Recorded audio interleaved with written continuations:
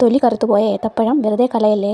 ഈ ഒരു breakfast recipe ഒന്ന് ട്രൈ ചെയ്ത് നോക്കൂ. നിങ്ങൾക്ക് ഉറപ്പായി ഇഷ്ടപ്പെടും. ഏത്തപ്പഴം തൊലി കളഞ്ഞ് ചെറുതായി അരിഞ്ഞ ശേഷം മിക്സിയുടെ ജാറിലിട്ട് ഒന്ന് അടിച്ചെടുക്കുക. ഇതിലേക്ക് ഒരു കോഴിമുട്ട കൂടി ചേർത്ത് അടിച്ചെടുക്കുക.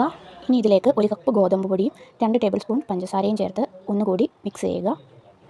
ഞാൻ ഇതിലേക്ക് 2 ഏലക്കയുടെ സീഡ് കൂടി ചേർക്കുന്നുണ്ട്. അതിനുശേഷം 1 കപ്പ് പാൽ ചേർത്ത് നന്നായി മിക്സിയുടെ ജാറിൽ അരച്ചെടുക്കുക.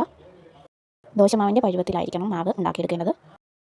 മിക്സിയിൽ അടിച്ച ശേഷം ബാറ്റർ ഒന്നുകൂടി സ്മൂത്ത് ആക്കാൻ വേണ്ടി അല്പം പാൽ കൂടി ചേർത്ത് മിക്സ് ചെയ്യാവുന്നതാണ്.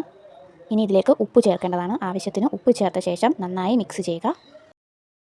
ഈ ഒരു പരുവത്തിൽ മാവ് ലൂസാക്കിയെടുത്ത ശേഷം ഒരു പാൻ ചൂടാക്കാനായി വെക്കുക.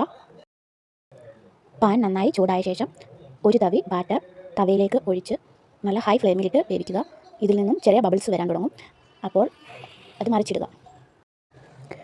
മാവ് ഒഴിച്ചു കഴിഞ്ഞ് ഹൈ ഫ്ലെയിമിൽ ഇട്ട ശേഷം ബബിൾസ് വന്ന ശേഷം ലോ ഫ്ലെയിമിലേക്ക് മാറ്റുക. മറിച്ചിടുമ്പോൾ ചെറിയ തീയിൽ വേണം വേവിക്കാനായി. ഒരുപാട് നേരം ഹൈ ഫ്ലെയിമിൽ ഇട്ട് വെക്കരുത്. ബബിൾസ് വന്ന ശേഷം പെട്ടെന്ന് തന്നെ മറിച്ചിടുക. മറിച്ചിട്ട ശേഷം 30 സെക്കൻഡ് മുതൽ 1 മിനിറ്റ് വരെ ലോ ഫ്ലെയിമിൽ ഒന്ന് കുക്ക് ചെയ്യുക.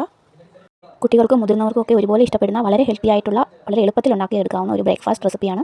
നിങ്ങൾ ഉറപ്പായും ട്രൈ ചെയ്ത് നോക്കിയിട്ട് ഫീഡ്ബാക്ക് അറിയിക്കണം. ഈ റെസിപ്പി ഇഷ്ടമായെങ്കിൽ എൻ്റെ ചാനൽ സബ്സ്ക്രൈബ് ചെയ്യുക. തൊട്ടടുത്തുള്ള ബെൽ ഐക്കൺ കൂടി ഒന്ന് പ്രസ് ചെയ്യാൻ മറക്കല്ലേ.